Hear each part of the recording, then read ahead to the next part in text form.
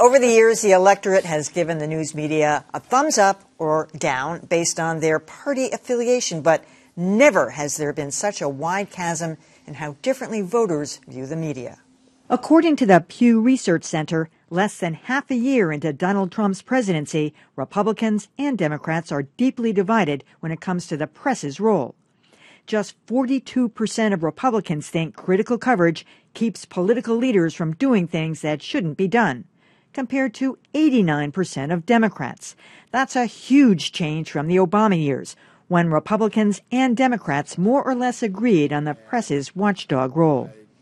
I mean, this is unprecedented. There's a 47 percentage point gap. It's the widest in history. I mean, we've always seen that, generally speaking, Democrats give more favorable ratings to the news media than Republicans, but there's never been a chasm like this. No, but there was a similar poll taken during the campaign that showed the divergence was starting to happen.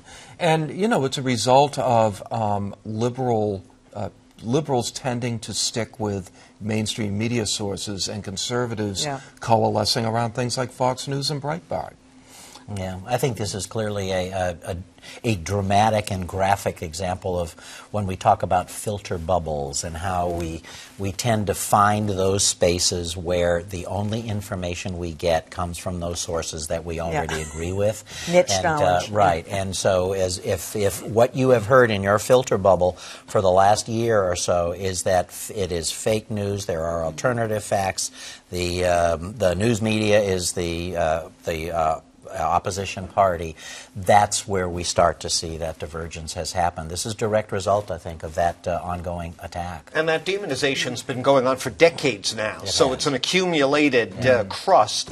And look, the sad part is the 58% of Republicans who don't think that the media helps keep politicians in check, right? Did I read the number right? They couldn't be more wrong. I see it every day in my work. How many examples do you need? That is the value of critical coverage, that politicians fear it, they don't like it, they know that it moves public opinion and can be used to move public opinion against them. Without that check, believe me, our entire system is skating on thin ice. Well, I absolutely agree with that, and I just want to emphasize that the fake news thing really has an impact. And this is what we're saying. And I think if you would look at who the new subscribers are to the Washington Post and the New York Times, you would see that divide again, which is very sad. You think they're all Democrats? I do. Oh, absolutely. Yeah. Absolutely. Yeah.